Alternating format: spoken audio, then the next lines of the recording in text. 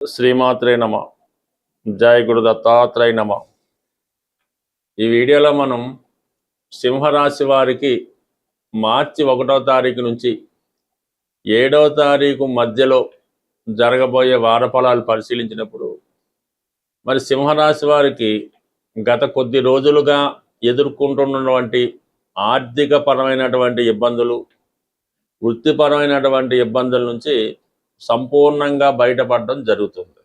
మరి ఈ రాశి వారికి తృతీయ దశమాధిపతిగా ఉన్నటువంటి శుక్రుడు అష్టమ స్థానంలో ఉచ్చ స్థితిలో రావడం జరిగింది. అక్కడ ఉన్నటువంటి శని భగవానుడితో కలియడం జరిగింది. దానివల్ల ఈ రాశిలో ఎవరైతే సినిమా రంగం అవ్వండి, అలాగే మల్టిపుల్గా ఏ రంగంలో ఉన్న స్త్రీలకైనా సరే, పెద్ద పెద్ద పారిశ్రామికవేత్తలకైనా పెద్ద మొత్తంలో బ్యాంకు రుణం అన్నది రిలీజ్ అవ్వడం జరుగుతూ ఉంటుంది. అలాగే అనూహ్యంగా మీకు వృత్తిపరమైనటువంటి ప్రమోషన్ రావడం జరుగుతూ ఉంటుంది. కొంతకాలంగా సబార్డినేట్గా ఉన్నటువంటి మీరు మేనేజ్మెంట్ స్థాయికి వెళ్ళడం జరుగుతుంటుంది. బాధ్యతలు కూడా చాలా వరకు పెరగడం జరుగుతూ ఉంటుంది. అలాగే ఈ రాశిలో ఉన్నటువంటి రాజకీయ రంగంలో కానీ, రియల్ ఎస్టేట్లో కానీ, కన్స్ట్రక్షన్లో కానీ, అంటే ఇండిపెండెంట్గా మీరు ఏ వృత్తిలో ఉన్నా సరే ఈ వారం నుంచి మీకు రాబోయే మార్చి 25 వరకు శుక్రుడు మరి అష్టమ స్థాన సంచారం వల్ల చాలా గొప్ప గుర్తింపు రావడం జరుగుతుంది. ఎక్కడికి వెళ్ళినా కూడా అదృష్టంగా మీ యొక్క పనులు సక్సెస్గా చేసుకోవడం జరుగుతుంటుంది. స్త్రీలకి ప్రధానంగా వారి ఇల్లాస్తో ఉన్నటువంటి విభేదాలు కానీ, భర్తతో ఉన్నటువంటి సమస్యలు కానీ, రాజకీయంగా మీరు ఎదుర్కొన్నటువంటి ఇబ్బందుల నుంచి చాలా వరకు బయటపడి చాలా ఒక మంచి గుర్తింపు అన్నది ఈ రాశిలో ఉన్నటువంటి స్త్రీలకు రావడం జరుగుతుంది. మరి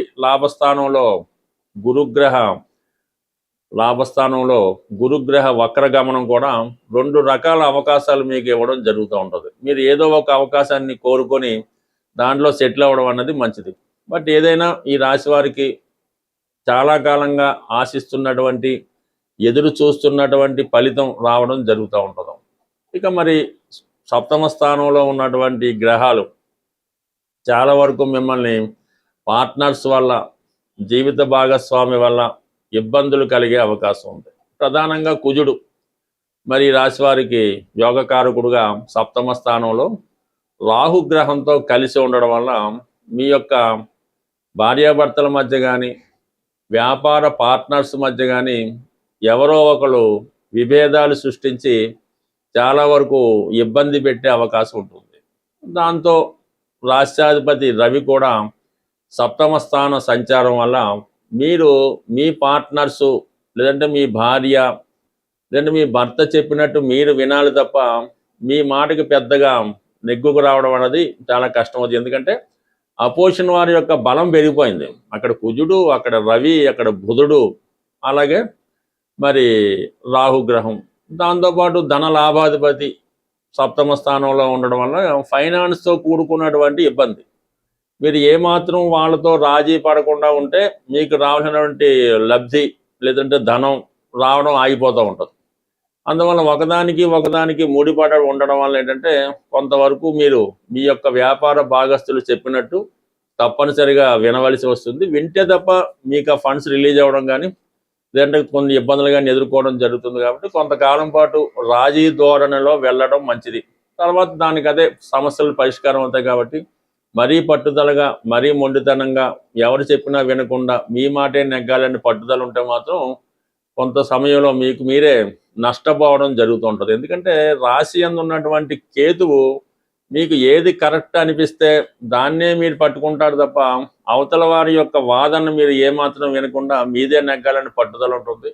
కొన్ని సందర్భాల్లో మీకు నష్టం వచ్చినప్పటికీ కూడా మీ పట్టుదల నెగ్గాలనే ఉద్దేశంతో మరి ఆ మాట నెగ్గాలనే ప్రయత్నంలో మీరు చాలా వరకు ఈ మొండి పట్టుదలతో పోవడం జరుగుతుంటుంది. కాబట్టి కొంతవరకు రాజీ మార్గంలో వెళ్ళడం వల్ల టెంపరీగా నష్టం కలిగినప్పటికీ కూడా ఫ్యూచర్లో దానివల్ల మీకు చాలా లాభం కలుగుతుంది. కాబట్టి ప్రస్తుతం రాజీ ధోరణిలో వెళ్ళడం మంచిది. ప్రధానంగా మనం ఈ వారంలో చంద్రగ్రహణం అన్నది 3వ తారీఖున ఏర్పడడం జరుగుతుంది. విధి విధానంగా అటు కుంభరాశి వారు, అటు సింహరాశి వారే కాకుండా ఇంచుమించుగా ప్రతి రాశి వారు కూడా ఈ గ్రహణ సంబంధించినటువంటి పరిహారాన్ని తప్పకుండా చేయవలసి ఉంటుంది. ఇప్పుడు చంద్రుడికి ఏర్పడుతున్నటువంటి ఈ గ్రహణం వల్ల చాలామందికి మానసిక అశాంతి లాంటిది ఏర్పడడం జరుగుతూ ఉంటుంది. ఏదో ఒక కష్టం జాతకుడికి కలుగుతూ ఉంటుంది. విద్యార్థులు ప్రధానంగా ఈ గ్రహణ నియమాన్ని పాటించి తగు విధంగా పరిహారం చేసుకుంటే విద్యలో బాగా రాణించి రాబోయే ఎగ్జామ్స్లో కంప్లీట్గా మీరు విజయం సాధించడానికి బాగుంటుంది. ఇటు వ్యాపారస్తులు కానీ ఉద్యోగస్తులు కానీ ఎవరైనా మీ యొక్క ఆచార ప్రకారం మీ యొక్క కుల గురువు కానీ మీ పంతులు గారు కానీ మీ ఆస్థాన పండితుడు కానీ అడిగి వారు చెప్పే విధంగా కంప్లీట్గా మీరు ఈ గ్రహణాన్ని విధి విధానంగా పాటించి తగు విధంగా దానం కూడా చేయవలసి ఉంటుంది. అది చంద్రగ్రహణం కాబట్టి ఈ బియ్యం డొనేట్ చేయడం వల్ల కలిగిపోతుంది. దాని తర్వాత కంప్లీట్గా మీరు శివుడికి ఆవుపాలతో అభిషేకం చేయించుకోవడం, వీలైతే కొంతమంది కన్నా భోజనం పెట్టించడం, అంటే అన్నదానం అది అనలేం కానీ ఒక 10 మంది అతిథులు పిలిపించి చక్కగా భోజనం పెట్టడం వల్ల ఈ గ్రహణం మీకు అనుకూలంగా మంచి ఫలితాన్ని ఇవ్వడం జరుగుతూ ఉంటుంది. ఇంకా ప్రధానంగా తల్లిగారి యొక్క ఆశీర్వాదం తీసుకున్నా కూడా ఈ గ్రహణ దోషం పోయి మీకు మంచి మనసు, మంచి ఆయుష్, మంచి జ్ఞానం వచ్చే అవకాశం ఉన్నది. సో దానివల్ల అది కంప్లీట్గా పాటించండి. తల్లిగారి యొక్క ఆశీస్సులు తీసుకోండి. తల్లిగారికి ఏదో ఒక బహుమతి ఇచ్చి వారి ఆశీస్సులు తీసుకుంటే ఇంకా బెటర్గా ఉంటుంది. సో దాంతోపాటుగా మన ప్రేక్షకులకి ఒక ముఖ్యమైనటువంటి విన్నపం ఏంటంటే, ప్రతి సంవత్సరం కూడా మా జ్యోతిష విజ్ఞాన కేంద్రం అనే ఒక ఫర్మ్ ద్వారా ఈ జ్యోతిష మహాసభలో నిర్వహించడం జరుగుతూ ఉంటుంది.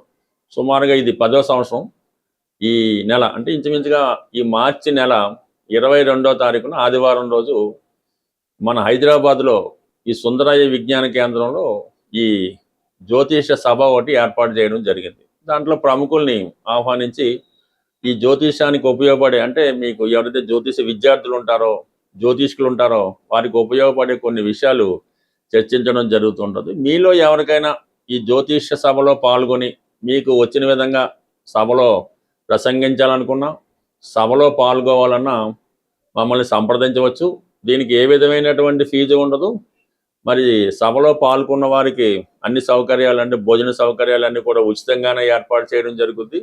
ఎటువంటి ప్రవేశ రుసుము ఉండదు. కాబట్టి ఎవరైనా మా మీద అభిమానం ఉన్నవాళ్ళు, కొత్త విషయాలను తెలుసుకుందాం అనుకునే వాళ్ళు ఈ నెల 22వ తారీఖు ఆదివారం రోజు జరగబోయే సభకు ముందుగా మీ యొక్క పేర్లు ఇచ్చి మమ్మల్ని ప్రోత్సహిస్తారని ఆశిస్తూ, అలాగే ప్రధానంగా ఈ వారం నుంచి శుక్రుడు ఉచ్చస్థితిలోకి వచ్చి మరి కొన్ని రాశుల వారికి మాలవ్య మహాపురుష యోగం అనే యోగం ఏర్పడింది.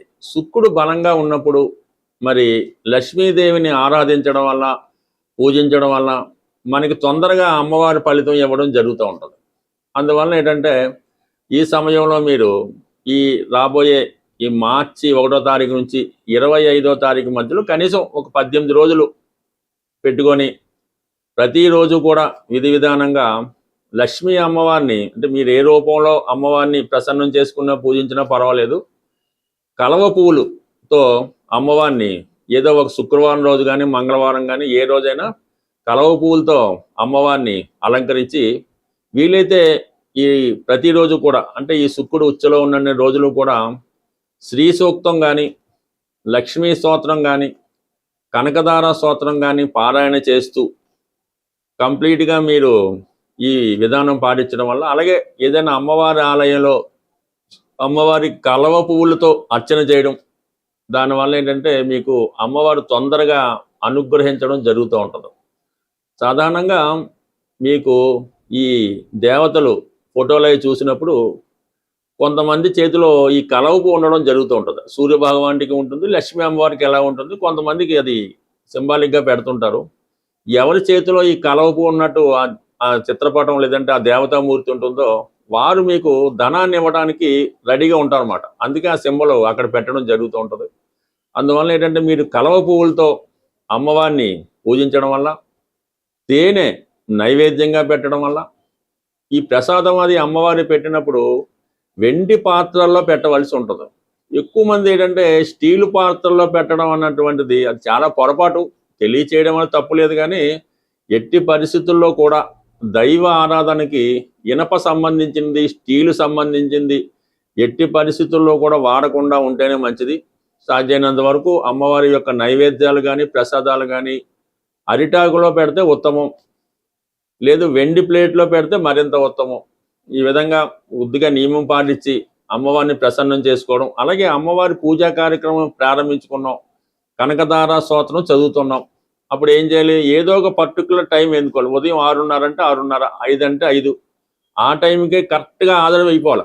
ఆ టైంకి చేస్తేనే మీకు ఆ ఫలితం శీఘ్రంగా తొందరగా రావడం జరుగుతూ ఉంటుంది. ఒకరోజు 6 గంటలకి, ఓ రోజు 9 గంటలకి, ఓ రోజు సాయంకాలం, ఈ విధంగా చేయడం వల్ల మీరు 1,00,000 రోజులు చేసినా సరే ఆ ఫలితం అన్నది మీకు రాదు. ప్రధానంగా మీరు అమ్మవారికి సంబంధించినటువంటి ఏ స్తోత్రం పారాయణ చేసినా ముందుగా అది చక్కగా విని దాని తాలూకా అర్థం పూర్తిగా తెలుసుకొని అది చదవడం వల్ల, పారాయణ చేయడం వల్ల ఆ ఫలితం మీకు తొందరగా వస్తుంది. అది మీకు తెలిసిపోతూ ఉంటుంది. మీరు ఒక్కొక్క వాడు చదువుతుంటే ఆ స్తోత్రం పూర్తయ్యే లోపల అది మీకు ఎటువంటి అనుభవిస్తున్నది మీరు ప్రత్యక్షంగా దాన్ని అనుభవించడం జరుగుతూ ఉంటుంది. ఎప్పుడది దాని యొక్క పూర్తి అర్థం తెలిసినప్పుడు అది మనకుగా భావించి మీకు తెలుస్తూ ఉంటుంది.